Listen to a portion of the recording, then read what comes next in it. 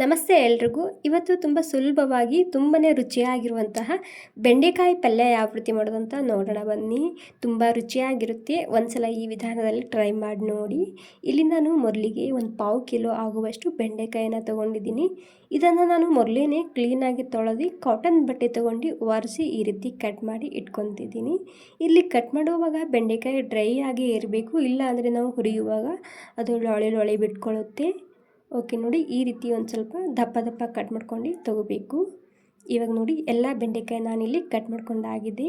ಅದೇ ರೀತಿ 2 ಈರುಳ್ಳಿ ಹಾಗೆ ಒಂದು 2 ಟೊಮೆಟೊ ಕೂಡ ನಾನು ಸ್ವಲ್ಪ ದಪ್ಪನೇ ಕಟ್ ಮಾಡ್ಕೊಂಡು ತೊಗೊಂಡಿದ್ದೀನಿ. ನೋಡಿ ಈ ರೀತಿ. ಇವಾಗ ಕಡಾಯಿನಲ್ಲಿ ಒಂದು ಸ್ವಲ್ಪನೇ ಎಣ್ಣೆ ಹಾಕ್ತಿದ್ದೀನಿ. ನಾವು ನಾರ್ಮಲ್ ಪಲ್ಯ ಮಾಡೋದಕ್ಕೆ ಎಣ್ಣೆ ಹಾಕ್ತೇವಲ್ಲ, ಅದಕ್ಕಿಂತ ಒಂದು ಸ್ವಲ್ಪ ಇದಕ್ಕೆ ಬೆಂಡೆಕಾಯಿಗೆ ಜಾಸ್ತಿನೇ ಹಾಕಬೇಕು, ಇಲ್ಲ ಅಂದರೆ ಅದು ಲೊಳೆ ಬಿಡುತ್ತೆ, ಸರಿಯಾಗಿ ಹುರಿಯೋದಿಲ್ಲ. ಇವಾಗ ಫುಲ್ ಎಣ್ಣೆ ಬಿಸಿ ಆದಮೇಲೆ ಬೆಂಡೆಕಾಯಿನ ಹಾಕ್ಕೊಂಡಿನಿ. ಹೈ ಫ್ಲೇಮ್ದಲ್ಲೇ ಹುರ್ಕೋಬೇಕು. ಹಾಗೆ ಹುರಿಯುವಾಗ ಒಂದು ಸ್ವಲ್ಪನೇ ನಿಂಬೆಹಣ್ಣಿನ ರಸ ಹಾಕಿದರೆ ಬೆಂಡೆಕಾಯಿ ಲೊಳೆ ಬಿಡೋದಿಲ್ಲ, ಹಾಗೆ ಬೇಗ ಕೂಡ ಹುರಿಯುತ್ತೆ ಮತ್ತು ಸರಿಯಾಗಿ ಕೂಡ ಹುರಿಯುತ್ತೆ. ಹೀಗಾಗಿ ಇಲ್ಲಿ ಒಂದು ಅರ್ಧ ನಿಂಬೆಹಣ್ಣಿನ ರಸನ ಹಾಕ್ಕೊಂಡು ಹೈ ಫ್ಲೇಮ್ದಲ್ಲಿ ಈ ಬೆಂಡೆಕಾಯಿನ ಕ್ರಿಸ್ಪಿ ಮಾಡ್ಕೊಂಡು ತಗೋಬೇಕು. ಪೂರ್ತಿಯಾಗಿ ಕ್ರಿಸ್ಪಿ ಆಗಬೇಕು ಅಥವಾ ಸರಿಯಾಗಿ ಹುರ್ಕೊಂಡು ತಗೋಬೇಕು. ನಾವಿಲ್ಲಿ ಬೆಂಡೆಕಾಯಿ ಎಷ್ಟು ಸರಿಯಾಗಿ ಹುರ್ಕೊತೇವಲ್ಲ ಅಷ್ಟೇ ರುಚಿಯಾಗಿ ಬರುತ್ತೆ ಈ ಪಲ್ಯ. ಓಕೆ ನೋಡಿ, ಹೈ ಫ್ಲೇಮ್ದಲ್ಲಿ ನಾನು ಹುರ್ಕೊಂಡಿನಿ. ಒಂಚೂರು ಕೂಡ ಲೊಳೆ ಬಿಟ್ಟಿಲ್ಲ. ಇದು ಎಳೆ ಬೆಂಡೆಕಾಯಿ ಇತ್ತು. ಇಲ್ಲಿ ಬೆಂಡೆಕಾಯಿ ಹುರ್ಕೊಂಡಾದ್ಮೇಲೆ ಟೊಮೆಟೊ ಹಾಕ್ತಿದ್ದೀನಿ. ಟೊಮೆಟೊ ಹಾಗೂ ಈರುಳ್ಳಿ ಹಾಕ್ತಿದ್ದೀನಿ. ಮತ್ತು ನಾವು ಇದಕ್ಕೆ ನಿಂಬೆಹಣ್ಣಿನ ರಸ ಕೂಡ ಹಾಕಿದ್ದೆ ಅಲ್ವಾ, ಹೀಗಾಗಿ ಇದು ಒಂಚೂರು ಕೂಡ ಲೊಳೆ ಬಿಟ್ಟಿಲ್ಲ. ಇವಾಗ ಇದಕ್ಕೆ ಒಂದ್ಸಲ ಮಿಕ್ಸ್ ಮಾಡ್ಕೊಂಡು ಅರಿಶಿನ ಹಾಗೂ ರುಚಿಗೆ ಬೇಕಾದಷ್ಟು ಉಪ್ಪು ಹಾಕ್ತಿದ್ದೀನಿ. ಅರಿಶಿನ ಹಾಗೂ ಉಪ್ಪು ಹಾಕಿದ ಮೇಲೆ ಒಂದು 2 ನಿಮಿಷ ಇದಕ್ಕೆ ಹಾಗೇ ಹುರ್ಕೊತಿದ್ದೀನಿ. ಮೀಡಿಯಮ್ ಗ್ಯಾಸ್ನಲ್ಲಿ ಮಿಕ್ಸ್ ಮಾಡ್ಕೊತಾ ಹುರ್ಕೋಬೇಕು. ತುಂಬ ಸುಲಭವಾಗಿ ಮಾಡ್ಕೋಬೋದು. ಸೊ ಮಿಸ್ ಮಾಡದೆ ಒಂದು ಸಲ ಟ್ರೈ ಮಾಡಿ ನೋಡಿ, ತುಂಬ ರುಚಿಯಾಗಿರುತ್ತೆ ಈ ರೆಸಿಪಿ. ಇವಾಗ ನೋಡಿ ಒಂದು 2 ನಿಮಿಷ ಇದನ್ನು ಹುರ್ಕೊಂಡಿನಿ. 2 ನಿಮಿಷ ಆದಮೇಲೆ ಇದಕ್ಕೆ ಸ್ಲೋ ಗ್ಯಾಸ್ ಇಟ್ಟಿನಿ. ಇವಾಗ ಸ್ಲೋ ಗ್ಯಾಸ್ನಲ್ಲಿ ಇದಕ್ಕೆ ಮುಚ್ಚಿಡ್ತಿದ್ದೀನಿ.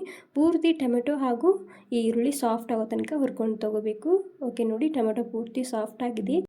ಇದು ಆರ್ಗ್ಯಾನಿಕ್ ಆಗಿ ಮನೆಯಲ್ಲೇ ತಯಾರಿಸಿದಂತಹ ಮತ್ತು ಯಾವುದೇ ಪ್ರಿಸರ್ವೇಟಿವ್ ಇಲ್ಲದಂತಹ ಪ್ಯೂರ್ ಹೋಮ್ ಮೇಡ್ ಮಸಾಲ ಖಾರ. ಸೊ ಇವಾಗ ಇದಕ್ಕೆ ಬೆಂಡೆಕಾಯಿಗೆ ನಾನಿಲ್ಲಿ ಒಂದು 2 ಚಮಚ ಮಸಾಲೆ ಖಾರ ಹಾಕ್ತಿದ್ದೀನಿ. ಇದು ನಮ್ಮ ಉತ್ತರ ಕರ್ನಾಟಕದ ಪ್ರಸಿದ್ಧ ರೆಸಿಪಿ. ನಮ್ಮ ಗುಲ್ಬರ್ಗ ಸೈಡ್ನಲ್ಲಿ ತುಂಬಾ ಪ್ರಸಿದ್ಧವಾಗಿರುವಂತಹ ಮಸಾಲ ಖಾರ. ಭಾಳಷ್ಟು ಜನ ಆರ್ಡರ್ ಮಾಡ್ತಿದ್ದೀರಾ. Thank you so much. ಈ ಒಂದೇ ಮಸಾಲ ಎಲ್ಲ ತರಕಾರಿ ಪಲ್ಯಗಳಿಗೆ ಹಾಗೂ ಕಾಳಿನ ಪಲ್ಯಗಳಿಗೆ ಈ ಒಂದೇ ಮಸಾಲ ಹಾಕಿದ್ರೆ ಭೀ ಸಾಕಾಗುತ್ತೆ, ಅಷ್ಟು ರುಚಿಯಾಗಿರುತ್ತೆ. ಹಾಗೆ ಇದಕ್ಕೆ ಮನೆಯಲ್ಲೇ ಮಾಡಿದಂತಹ 1 ಚಮಚ ಶೇಂಗಾ ಚಟ್ನಿ ಪುಡಿ ಹಾಕ್ತಿದ್ದೀನಿ. ಶೇಂಗಾ ಚಟ್ನಿ ಪುಡಿ ಬದಲಾಗಿ ನೀವಿಲ್ಲಿ ಶೇಂಗಾ ಪೌಡರ್ ಕೂಡ ಹಾಕೋಬೋದು. ಒಂದು 2 ಚಮಚ ಜಸ್ಟ್ ಮಸಾಲೆ ಖಾರ ಹಾಕಿ ಒಂದ್ಸಲ ಮಿಕ್ಸ್ ಮಾಡ್ಕೊಂಡ್ರೆ ಸಾಕು. ಒಂದು 10-20 ಸೆಕೆಂಡ್ ಇದನ್ನು ಸರಿಯಾಗಿ ಮಿಕ್ಸ್ ಮಾಡ್ಕೊಂಡು ತೊಗೊಂಡ್ರೆ ಆಯಿತು. ಈ ಒಂದು ಮಸಾಲ ಖಾರ ಇದ್ದರೆ ಸಾಕು ಎಲ್ಲ ತರಕಾರಿ ಪಲ್ಯಗಳಿಗೆ ಹಾಗೂ ಎಲ್ಲ ರೀತಿ ಕಾಳಿನ ಪಲ್ಯಗಳಿಗೆ ಹಾಗೂ ಸಾಂಬಾರಿಗೆ ಎಲ್ಲದಕ್ಕೂ ಸೂಪರ್ ಆಗಿರುತ್ತೆ. ಮತ್ತು ಬಿಸಿ ಅನ್ನಕ್ಕೆ ತುಪ್ಪ ಹಾಗೂ ಈ ಮಸಾಲ ಹಾಕ್ಕೊಂಡು ತಿಂದರೂ ಸೂಪರ್ ಅಂದರೆ ಸೂಪರ್ ಆಗಿರುತ್ತೆ. ಸೊ ಬಾಯಿ ಕೆಟ್ಟಿದರೆ ಬಿಸಿ ಅನ್ನಕ್ಕೆ ಈ ಮಸಾಲೆ ಖಾರ ಹಾಗೂ ತುಪ್ಪ ಹಾಕ್ಕೊಂಡು ತಿಂದು ನೋಡಿ, ಆಹಾ ಅದ್ಭುತ ರುಚಿ ಇರುತ್ತೆ.